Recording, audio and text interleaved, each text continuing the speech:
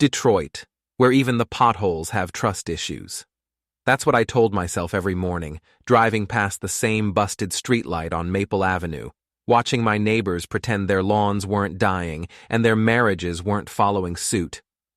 I'm Jason Miller, 39 years old, automotive designer for Ford, and apparently the last guy in suburbia who still believed his wife when she said, "I'm working late again."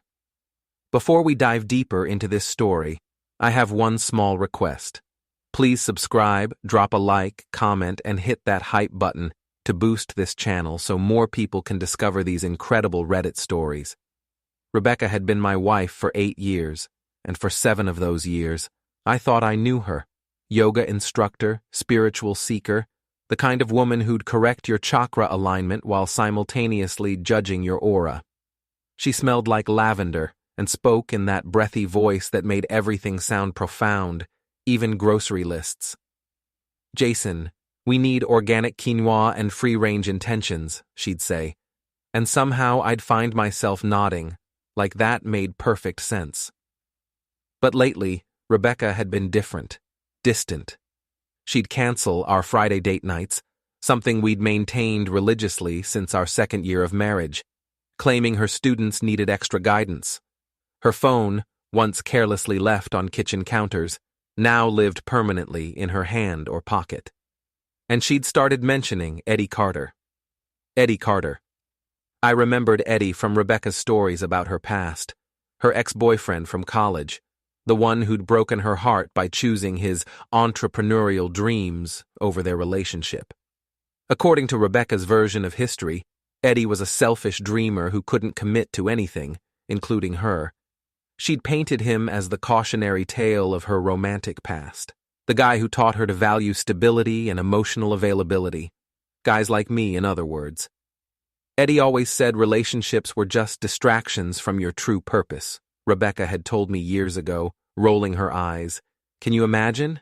I dodged such a bullet with that one. So when Eddie's name started creeping back into our conversations 3 months ago, I initially thought nothing of it. Rebecca mentioned he'd reached out on social media, that he was going through a rough patch, that he'd apologized for how things ended between them. "He's really grown as a person," she'd said, staring at her phone during dinner. "He's finally ready to do the inner work, you know, to heal those wounded parts of himself." I'd made some joke about how everyone's a philosopher at 40, and Rebecca had given me that look, the one that suggested my spiritual development was lagging behind my hairline recession. The first real warning sign came on a Tuesday evening in September. I'd gotten home from the design studio early, hoping to surprise Rebecca with takeout from that Thai place she loved. Instead, I found her on our back porch, phone pressed to her ear, speaking in that soft, intimate tone I hadn't heard directed at me in months. "I know, Eddie. I know it's been hard, but you're so brave for facing all of this." I'd stood in our kitchen, holding pad thai and spring rolls, listening to my wife comfort another man with the kind of tenderness she used to reserve for me during my worst days at work. When she'd finally come inside, I'd asked casually, "How's Eddie doing?" "Oh, you know, life stuff. His business is struggling, and he's really questioning everything right now. He needs friends who understand his journey." "His journey," I'd repeated, and Rebecca had shot me a sharp look. "Not everyone processes pain the same way, Jason. Some people need to go deeper." That night, lying in bed beside her, I'd stared at the ceiling and wondered when I'd become the shallow end of the pool. The conversations with Eddie became more frequent. Rebecca would disappear for hours, claiming she was at the yoga studio, but when I'd stopped by once to bring her lunch, Carla, her best friend and fellow instructor, had seemed surprised. "Rebecca, she left like 2 hours ago. Said she had some personal stuff to handle." Carla Martinez was one of those women who thrived on drama and gossip, the kind who knew everyone's business and wasn't shy about sharing it. She'd been Rebecca's closest friend since they'd completed their yoga teacher training together, and she had opinions about everything, especially other people's relationships. "You know, Jason," Carla had said that day, leaning against the studio's reception desk, "Rebecca's been really I don't know, different lately. More secretive. She keeps getting these calls during class and stepping outside. I'd played dumb. Probably just student stuff. Maybe. Carla had given me a look that suggested she knew more than she was saying. But between you and me, she's been talking about this Eddie guy a lot. Like, a lot. That weekend, Rebecca announced she was attending a spiritual retreat in Ann Arbor. 2 days of meditation, self-reflection, and healing workshops. She'd be staying at the retreat center, no phones allowed, completely disconnected from the outside world. It's exactly what I need right now, she'd said, packing her overnight bag with unusual care. I feel like I'm losing myself, you know? Like I need to remember who I am beneath all the expectations. The way she'd said expectations made it clear I was the primary source of whatever was weighing her down. I'd kissed her goodbye on Saturday morning, watching her drive away in her Honda Civic with her yoga mat and meditation cushion visible in the back seat. Then I'd spent the day working in my garage, rebuilding the engine on my '87 Camaro, a project that had been gathering dust for 2 years. Sunday evening, Rebecca returned glowing with spiritual renewal and full of insights about authentic living and following your heart's true calling. She'd hugged me with the enthusiasm of someone who'd just remembered I existed, and for a moment, I'd thought maybe the retreat had actually helped. That illusion lasted exactly 48 hours. By Tuesday, she was back to whispering into her phone, disappearing for mysterious errands, and treating our conversations like interruptions to more important thoughts. I'd started paying closer attention, making mental notes of her schedule discrepancies and emotional distance. The breaking point came on a Thursday night in October. I'd been working late at the studio, finalizing designs for a new SUV model, when I'd realized I'd left my laptop charger at home. I'd driven back to grab it, expecting to find Rebecca either at the yoga studio or already asleep. Instead, I'd found our house dark and empty, Rebecca's car gone, and no note explaining where she'd went. I'd called her cell phone, straight to voicemail. I'd texted, "Hey, where are you? Came home to grab something and the house is empty." No response for 3 hours. When Rebecca finally came home at nearly midnight, she'd seemed flustered and defensive. I was at Carla's. We lost track of time talking about the new class schedule. But when I'd mentioned seeing Carla earlier that day, and Carla had said she was having dinner with her sister that night, Rebecca's story had shifted. "Oh, right. I meant I was with Sarah, from the advanced class. We went for coffee and ended up driving around just talking about life stuff." 2 different stories, 2 different people. And that look in her eyes, the same look she'd had in college when she'd tried to convince me she hadn't flirted with the bartender at Murphy's Pub. I'd let it slide that night, but I'd started paying much closer attention. The next morning, while Rebecca was in the shower, I'd done something I'd never done before in our marriage. I'd looked at her phone. It was sitting on her nightstand, charging, and for once, she'd forgotten to flip it face down. The screen lit up with a text notification, and I'd seen enough to make my stomach drop. "Can't wait to see you again. Last night was exactly what I needed. You always know how to make everything better." The message was from Eddie Carter. I'd stared at those words, feeling something cold and sharp settle in my chest. Last night. The night Rebecca had supposedly been with Carla, then Sarah, having deep conversations about yoga schedules and life stuff. I'd heard the shower turn off and quickly moved away from the phone, but the damage was done. The doubt I'd been trying to suppress for weeks crystallized into certainty. My wife was having an affair. Not just any affair, but an affair with Eddie Carter, the man she'd once described as the biggest mistake of her romantic past, the selfish dreamer who'd taught her to value what we had together. The irony was so perfect it almost made me laugh. Almost. I didn't confront Rebecca immediately. Instead, I did what any rational person would do when they discover their spouse is cheating. I became a detective in my own home. Over the next 2 weeks, I documented everything. Rebecca's schedule inconsistencies, her phone behavior, her sudden interest in personal growth and authentic living. I started coming home at random times, paying attention to her car's mileage, noting when she'd shower immediately after coming home from supposedly innocent outings.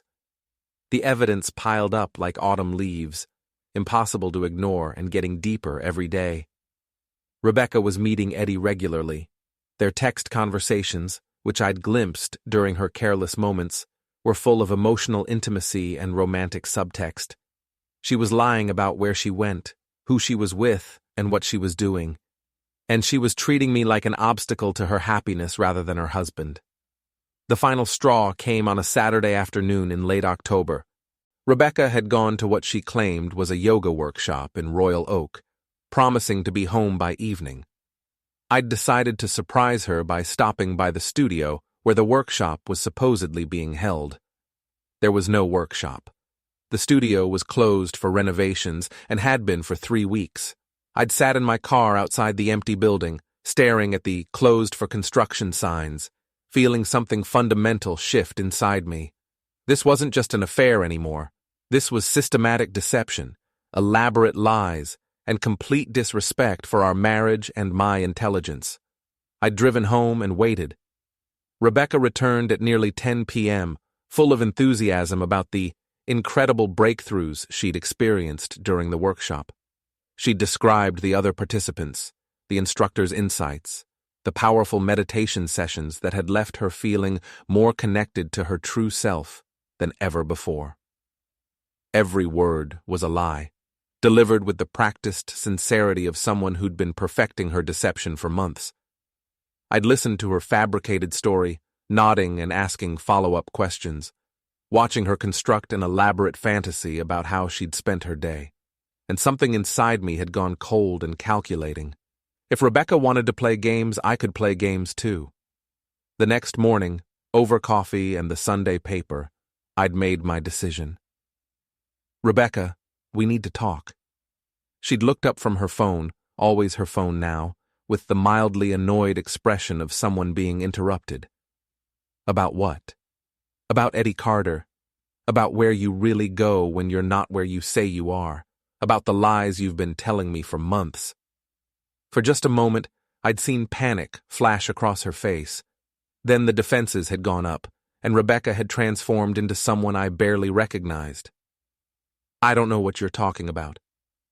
The yoga workshop yesterday was at a studio that's been closed for 3 weeks. I drove by to surprise you. You're checking up on me now? That's really healthy, Jason. The deflection was immediate and practiced. Turn the conversation away from her lies and toward my supposed controlling behavior. I'm trying to understand why my wife is lying to me about where she spends her time. I'm not lying. I got the location wrong. The workshop was at a different studio. Which studio? I don't remember the name. It was in a strip mall. What was the instructor's name? Why are you interrogating me like this? This is exactly the kind of suffocating behavior that's been pushing me away. And there it was. Somehow, my discovery of her lies had become my fault. My completely reasonable questions about her whereabouts had become suffocating behavior. The problem wasn't her deception, it was my reaction to being deceived. Rebecca, I know about Eddie. I've seen the texts. Her face had gone white, then flushed red. You went through my phone? I saw a message on your nightstand, from Eddie, talking about how wonderful the previous night had been. That's not what you think it is. Then what is it? Eddie's going through a really difficult time right now. His business is failing, he's dealing with depression, and he needs friends who understand what he's going through. We talk. Sometimes we meet for coffee. There's nothing inappropriate about supporting someone who's struggling. The gaslighting was impressive in its audacity. She was reframing an emotional affair as charitable work, making me feel guilty for questioning her noble efforts to help a troubled friend. Coffee meetings that require lying about yoga workshops? I knew you'd react like this. I knew you'd be jealous and possessive instead of understanding that I'm trying to help someone. I'm jealous because my wife is having secret meetings with her ex-boyfriend and lying to me about it. That seems like a reasonable thing to be concerned about. Nothing physical has happened, Jason. We're friends. We talk about deep stuff that you wouldn't understand. There it was again, the subtle dig at my emotional or spiritual inadequacy. I was too shallow, too conventional, too limited to understand the profound connection she shared with Eddie. What kind of deep stuff? Life stuff, dreams, fears, authentic living. Eddie's really evolved as a person. He's doing the inner work to become his best self. I'd stared at my wife, this woman I'd loved for 8 years, watching her describe another man with the kind of admiration and affection she used to reserve for me. And I'd realized that our marriage was already over. Maybe it had been over for months, and I'd just been too naive or hopeful to see it. "Do you want to be married to me, Rebecca?" The question had hung in the air between us like smoke from a house fire. "I don't know," she'd finally said. "I don't know who I am anymore, or what I want. Being around Eddie reminds me of parts of myself I'd forgotten. He sees me in ways that I just need space to figure things out. Space to figure out whether you want to be married to me. Space to figure out who I am when I'm not trying to be who everyone else expects me to be." Everyone else, meaning me. I was the source of her inauthenticity, the obstacle to her self-discovery, the reason she'd lost touch with her true self. "Okay," I'd said. "Take all the space you need." Rebecca had looked surprised, as if she'd expected me to fight harder or beg her to stay. "What does that mean?" "It means I'm not going to compete with Eddie Carter for my wife's attention. It means I'm not going to sit here wondering where you are and who you're with while you figure out whether our marriage is worth preserving. Take your space, figure out who you are, but do it somewhere else." "You're kicking me out?" "I'm giving you what you asked for. Space." The fight that followed was spectacular. Rebecca had accused me of being controlling, unsupportive, and emotionally unavailable. She'd claimed I was punishing her for having friends, for growing as a person, for refusing to settle for a mediocre life. I'd listened to her rewrite our entire relationship history, turning herself into the victim of my oppressive expectations and emotional limitations. According to Rebecca's version of events, she was a free spirit being crushed by my conventional demands for honesty and commitment. "Fine," she'd finally said. "Maybe this is exactly what I need. Maybe I need to see what life looks like when I'm not constantly walking on eggshells around your insecurities." "Great! You can start seeing what that looks like tonight." She'd packed 2 suitcases with shaking hands, throwing clothes and toiletries together, while muttering about my selfishness and lack of understanding. I'd watched from the doorway, feeling strangely calm. "I'll be staying with Eddie," she'd announced, as if this was supposed to hurt me. I figured. Just temporarily, until I find my own place. "Sure. This doesn't mean anything, Jason. We're just friends." "Of course." My complete lack of emotional reaction had seemed to frustrate her more than anger would have. "Aren't you going to fight for us? Aren't you going to try to work this out? You just told me you don't know if you want to be married to me. You've been lying to me for months and having an emotional affair with your ex-boyfriend. What exactly am I supposed to fight for? Our marriage, 8 years together, the life we've built." The life we built was based on the assumption that we were both committed to it. Apparently, that assumption was wrong. Rebecca had stared at me with tears in her eyes, and for a moment, I'd seen a flash of the woman I'd fallen in love with. But it was too late for tears and second thoughts. She'd left that night, and I'd sat in our suddenly quiet house, drinking a beer and planning my next move. Because if Rebecca thought she could rewrite our marriage as a prison she'd escaped from, and Eddie Carter thought he could swoop in and steal another man's wife without consequences, they were both about to learn how wrong they were. I wasn't going to fight for a marriage that my wife wasn't sure she wanted, but I also wasn't going to make her departure easy or comfortable. The game was just beginning.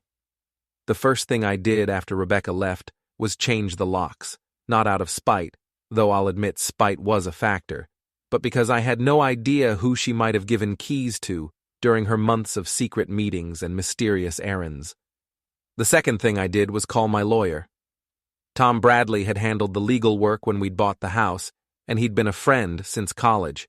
He was also recently divorced himself, which meant he understood the particular brand of rage that comes with discovering your spouse has been rewriting your relationship history to justify their betrayal. "Jesus, Jason," he'd said when I'd explained the situation. "I'm sorry, man. Rebecca always seemed so grounded." Apparently, she was grounded in someone else's backyard. Tom had walked me through my options. Michigan was a no-fault divorce state, which meant Rebecca's affair wouldn't impact the legal proceedings, but it also meant I needed to be smart about protecting my assets and documenting everything. "Don't do anything stupid," he'd warned. "Don't empty bank accounts, don't hide assets, don't slash her tires. Play this completely by the book." "I'm not going to slash her tires, Tom." "Good, because the best revenge is living well and keeping your hands clean." Tom was right, but his advice felt insufficient. Living well was a long-term strategy, and I wanted more immediate satisfaction. I wanted Rebecca and Eddie to face consequences for their choices, and I wanted those consequences to be swift and uncomfortable. I just needed to be creative about it. The first opportunity came 3 days after Rebecca moved out. Carla called me, ostensibly to check on how I was handling the separation, but really to fish for gossip. "I can't believe Rebecca left," she'd said, her voice dripping with false sympathy. "I mean, I knew she was going through something, but I never thought she'd actually leave her marriage." "Yeah, well, apparently Eddie Carter was more persuasive than I was." "Eddie Carter? Wait, she's with Eddie Carter? Her ex from college?" Carla's surprise sounded genuine, which meant Rebecca hadn't told her best friend the whole truth about her new living situation. "She's staying with him while she figures things out," I'd said. "Temporarily, of course." "Oh my God, Jason. I had no idea. She told me she was staying with her sister in Lansing." Another lie. Rebecca had told Carla a completely different story about where she'd gone and why. This was useful information. "Well, maybe she didn't want people to get the wrong idea," I'd said. "You know how gossip spreads." "Right. Of course, it's probably nothing romantic. Just friends helping each other out." "I'm sure that's all it is." But I could hear the wheels turning in Carla's head. She'd just learned that her best friend had lied to her about something significant, and Carla was the type of person who took deception personally. Over the next week, I made similar conversations happen with other people in Rebecca's social circle. Her yoga students who asked where she was, neighbors who noticed her car was gone, the cashier at Whole Foods who always chatted with Rebecca about organic produce and spiritual wellness. I never said anything untrue. I just shared the basic facts. Rebecca had left our marriage to stay with her ex-boyfriend while she figured out what she wanted. I let other people draw their own conclusions about what that meant. The gossip mill did the rest. Within 10 days, everyone in Rebecca's social and professional circle knew she'd abandoned her marriage for another man. The story grew in the telling, as stories do. Rebecca had been having a secret affair. She'd been planning her exit for months. She'd left her husband for a man she'd dated in college. All of which was essentially true, even if the details got embellished along the way. The social consequences were swift and brutal. Rebecca's yoga students started asking for different instructors. Her friends began treating her with the polite distance reserved for people who'd violated the unspoken rules of decent behavior. Invitations to social events dried up. Carla, feeling betrayed by Rebecca's lies, became my unwitting ally in spreading the story. She'd call me every few days with updates about how Rebecca was handling the social fallout, always framing her concern as worry for her friend's well-being. "Rebecca seems really stressed," she'd tell me. "She's lost like 10 pounds, and she looks exhausted all the time. I think the guilt is eating at her." "That's unfortunate. She keeps saying she made a mistake, that things with Eddie aren't what she expected them to be." "What did she expect?" "I don't know. But apparently Eddie's place is a disaster, and his financial situation is even worse than she thought. She's basically supporting both of them right now." This was interesting news, Rebecca had left me for a man who couldn't even support himself, let alone contribute to a relationship. The romantic reunion she'd envisioned was turning into an expensive exercise in babysitting a 42-year-old failure. She asked if she could borrow money from me, Carla continued. $500 to help Eddie with his rent. I told her I don't lend money to friends. Probably wise. She seemed really desperate, Jason, like scared desperate. I think Eddie's in more trouble than she realized. I filed this information away for future use. If Eddie was struggling financially, there might be ways to make his situation more difficult. Nothing illegal or unethical, just the kind of bad luck that tends to follow people who make poor choices. The opportunity presented itself 2 weeks later, during a conversation with my neighbor Bill Kowalski. Bill worked for the same bank that held the mortgage on Eddie's loft, and he mentioned that Eddie had been late on his payments for 3 consecutive months. Guy's walking a tightrope, Bill had said, shaking his head. One more missed payment and we'll have to start foreclosure proceedings. That's rough. Yeah, well, some people bite off more than they can chew. This Eddie guy bought the place 2 years ago when his business was doing better. Now he's underwater on the mortgage and behind on everything else. I'd nodded sympathetically, but my mind was already working. Eddie's financial instability wasn't my fault, but there was no reason I couldn't help accelerate his natural trajectory toward failure. A few discreet inquiries revealed that Eddie's business, some kind of online marketing consultancy, was hemorrhaging clients and cash. He'd been operating on credit and optimism for months, and both were running out. I didn't sabotage Eddie's business. I didn't need to. I just made sure that people who might have hired him learned about his personal situation.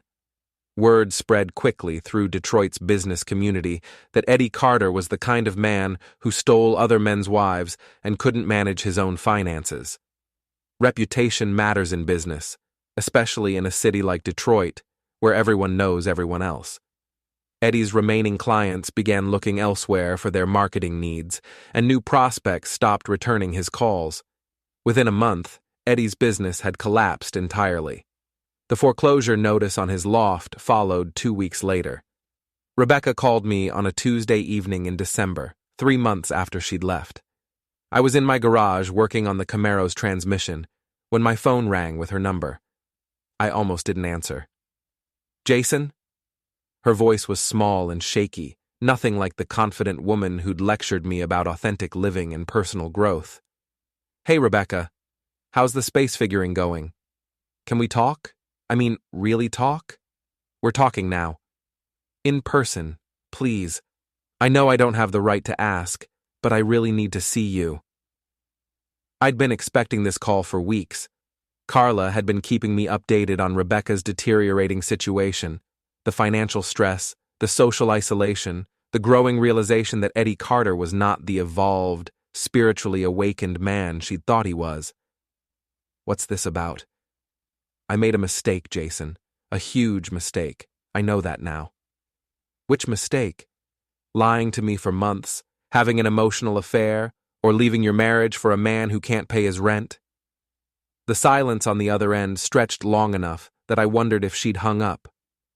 All of it, she finally whispered. I messed up everything. Rebecca never swore. In 8 years of marriage, I'd heard her say damn maybe 3 times, and always followed by an immediate apology. The fact that she'd just dropped an F-bomb told me exactly how desperate she was. Where are you staying now? I asked, though I already knew the answer from Carla's reports. With my sister. Eddie lost the loft. We've been sleeping in his car some nights. That sounds rough. Jason, please. I know I hurt you.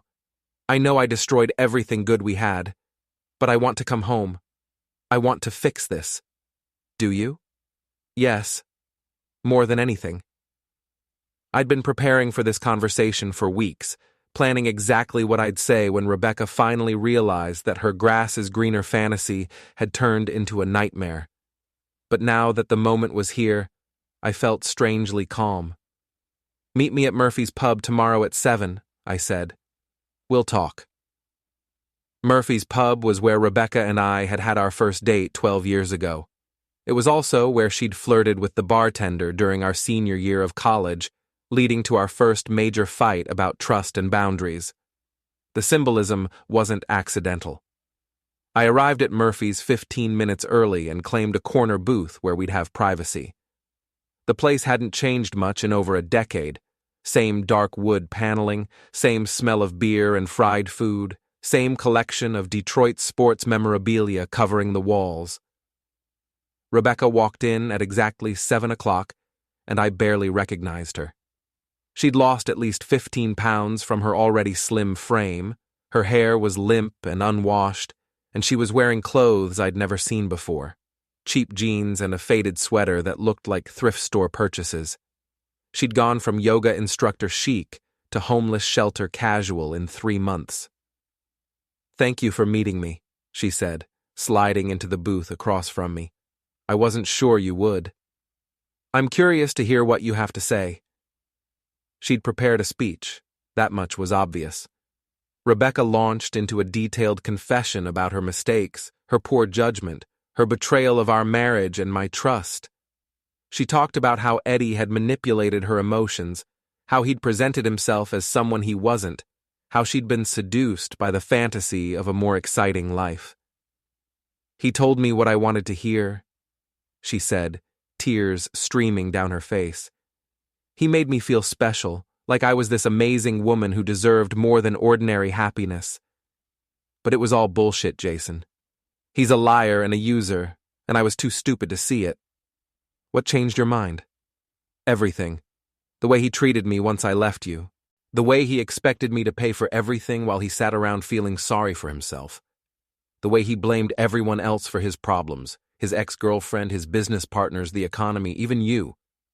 "Me?" "He said you probably sabotaged his business somehow, that you had connections in the city and used them to destroy his reputation." I kept my expression neutral. "That's an interesting theory." I told him he was being paranoid, that you're not that kind of person. "What kind of person am I, Rebecca?" She looked at me with desperate eyes, searching my face for some sign of the man she'd left behind. "You're kind, and honest, and loyal. You're the kind of person who keeps his promises and takes care of the people he loves. You're everything Eddie pretended to be. And yet, you left me for him. I know. I know how insane that sounds now, but at the time, I felt like I was suffocating, like I was living someone else's life instead of my own. Eddie made me feel like I could be anyone, do anything. And now? Now I know that the life I was living was my life. The life I chose. The life I threw away for a fantasy." Rebecca reached across the table and tried to take my hand. I pulled back. "I want to come home, Jason. I want to fix our marriage. I'll do whatever it takes. Counseling, therapy, whatever you need me to do to earn back your trust." I studied her face, noting the dark circles under her eyes, the way her hands shook slightly as she spoke, the desperation in her voice. "Where's Eddie now?" "I don't know. His car broke down last week and I couldn't afford to fix it. We had a fight about money and he just left. Took what little cash we had and disappeared." "So he abandoned you?" "Yeah, just like you said he would." "I never said that. You didn't have to. I could see it in your face every time I mentioned his name. You knew he was going to hurt me, and I was too arrogant to listen." The waitress came by to take our order. I asked for a beer and a burger. Rebecca ordered coffee and nothing else, probably because she couldn't afford food. "Are you hungry?" I asked. "I'm fine." "Rebecca, when's the last time you ate a real meal?" She broke down then, sobbing into her hands with the kind of desperate exhaustion that comes from months of stress and poor decisions. "I don't know," she whispered. "I don't know anything anymore." I ordered her a sandwich and soup, watching as she tried to compose herself. "Thank you," she said, "for the food and for listening to me. I know I don't deserve your kindness." "No, you don't." The bluntness of my response seemed to surprise her. but I'm not going to let you starve in a parking lot somewhere. We were married for 8 years. That has to count for something." Hope flickered in her eyes. "Does that mean you'll consider taking me back?" I took a long drink of my beer, letting the question hang in the air. "I'll consider it." I didn't take Rebecca back, not immediately and not the way she expected. Instead, I made her work for it. Over the next month, I let Rebecca believe that reconciliation was possible if she proved herself worthy of forgiveness. I set conditions and requirements, most of which were designed to be humiliating rather than healing. She had to write a detailed letter of apology to everyone she'd lied to during her affair: Carla, her yoga students, our mutual friends, even the neighbors who'd asked about her absence. She had to admit publicly that she'd left her marriage for another man and that she'd been wrong to do so. She had to attend individual therapy twice a week and couples counseling once a week, paying for all sessions herself despite having no income. She had to get a job, any job, and demonstrate that she could support herself without relying on me or anyone else. She had to cut off all contact with Eddie Carter and anyone associated with him. Most importantly, she had to move back in with her sister and stay there for at least 6 months while we worked on rebuilding trust. Rebecca agreed to everything. She wrote the letters, attended the therapy sessions, took a job waitressing at a diner near the airport. She called me every day to report on her progress and beg for updates on my decision timeline. I watched her jump through every hoop I set up, and I felt nothing but cold satisfaction, because I'd already made my decision. I was never taking Rebecca back. The marriage was over, and had been over since the night she'd packed her bags and moved in with Eddie Carter. But I wanted her to understand what she'd lost. I wanted her to experience the full weight of her choices, and I wanted her to work hard for something she was never going to get. The final confrontation came on a Friday evening in February. Rebecca had been following my requirements for 6 weeks, and she'd called to ask if we could meet to discuss next steps in our reconciliation process. I agreed to meet her at the house, our house, which she'd been forbidden from entering during her probationary period. She arrived at 7 o'clock sharp, carrying a folder full of documents proving her compliance with my conditions: therapy session receipts, pay stubs from the diner, letters from friends confirming they'd received her apologies. "I've done everything you asked," she said, standing nervously in our living room like a stranger. "I've been in therapy, I've been working, I've cut off all contact with Eddie. I've been completely honest about everything." "I know. I've been monitoring your progress." "So what happens now? Can I come home?" I gestured for her to sit down on the couch, the same couch where she'd lied to me about yoga workshops and coffee meetings with friends. "Rebecca, I want you to think back to last October, to the night you left." "Okay. Do you remember what you said to me when I asked if you wanted to be married to me?" Her face went pale. I said I didn't know. "You said you didn't know who you were anymore, or what you wanted. You said you needed space to figure out whether our marriage was worth preserving." I was confused. I was making a terrible mistake. "No, you were being honest. Maybe for the first time in months." I stood up and walked to the window, looking out at our quiet suburban street. "The thing is, Rebecca, I don't want to be married to someone who has to figure out whether they want to be married to me. I don't want a wife who needs to explore other options before deciding I'm worth keeping. But I know now. I know what I want. You know that Eddie Carter was a mistake. That doesn't mean I'm the right choice. It just means he was the wrong one." Rebecca started crying again, the same desperate tears I'd been watching for weeks. "Please, Jason. I love you. I know I hurt you, but I love you." "Do you? Or do you love the security I represent?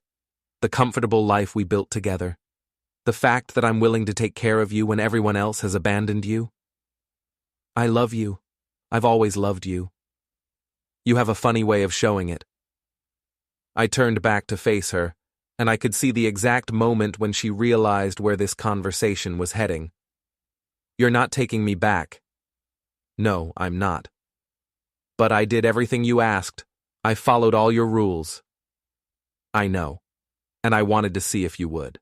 I wanted to see how hard you'd work for something you'd thrown away so carelessly. The look on her face was everything I'd hoped it would be. Shock, betrayal, rage, and finally, understanding. You've been playing with me this whole time. The same way you played with me for months before you left. The same way you lied to my face while planning your exit strategy. That's different. I was confused. You were selfish, and dishonest, and cruel, and now you know how that feels. Rebecca stood up, her hands shaking with anger. You bastard. You made me humiliate myself for nothing. I made you tell the truth for once. I made you face consequences for your choices. I made you work for something instead of expecting it to be handed to you. I could have rebuilt my life. I could have moved on instead of wasting 2 months chasing after you. Yes, you could have. But you chose to come crawling back instead of taking responsibility for your decisions, just like you chose to have an affair instead of talking to me about your marital problems. Screw you, Jason. There's the real Rebecca. I was wondering when she'd show up. She grabbed her folder of documents and headed for the door. You'll regret this, she said. You'll regret being so cruel to someone who loved you. Maybe, but I'll never regret refusing to take back a wife who had to shop around before deciding I was worth keeping. Rebecca slammed the door behind her, and I listened to her car start up and drive away. I poured myself a glass of whiskey and sat down in my quiet house, feeling something I hadn't felt in months: peace. The divorce papers were filed the following Monday. Rebecca didn't contest anything. She was too broke to hire a lawyer and too exhausted to fight. The house was mine, the cars were mine, and the retirement accounts were split according to Michigan state law. 6 months later, I heard through Carla that Rebecca had moved to Phoenix to live with her cousin and start over. Eddie Carter had apparently surfaced in Florida, where he was working construction and living in a trailer park. I never saw either of them again. A year after Rebecca left, I sold the house and bought a smaller place closer to downtown Detroit. I kept the Camaro and finally finished restoring it. I started dating again, casually at first, then more seriously. I met Sarah at a coffee shop in Royal Oak. She was a nurse at Henry Ford Hospital, recently divorced herself, with 2 kids and a realistic view of relationships. We took things slow, built trust carefully, and never made promises we weren't sure we could keep. We've been together for 2 years now, and last month I asked her to marry me. She said yes, but only after making me promise that if I ever wanted out, I'd tell her directly instead of having an affair or just disappearing. Deal, I'd said. Same goes for you. Deal. It's a low bar for a marriage, basic honesty and direct communication, but after Rebecca, I've learned to appreciate the fundamentals. Sometimes I think about what might have happened if I'd handled things differently, if I'd fought for our marriage instead of orchestrating Rebecca's humiliation, if I'd been more forgiving, more understanding of her midlife crisis and emotional confusion. But then I remember the months of lies, the systematic deception, the complete lack of respect for our marriage and my feelings. I remember how easily she'd rewritten our relationship history to justify her betrayal, and how quickly she'd blamed me for her choices. Rebecca didn't make a mistake. She made a series of deliberate decisions, each one designed to serve her immediate desires, without regard for the consequences. She chose to lie, to cheat, to abandon her marriage, and to humiliate me in front of our entire social circle. I simply chose to return the favor. The difference is that my revenge was honest. I never lied to Rebecca about my intentions or my feelings. I never pretended to be someone I wasn't or promised things I couldn't deliver. I was exactly as cruel and calculating as I appeared to be. Rebecca, on the other hand, had smiled at me over breakfast while planning her exit strategy. She'd kissed me goodbye while leaving to meet another man. She'd told me she loved me while describing that love as a prison she needed to escape. Between the two of us, I'm not the one who should feel guilty. And I don't.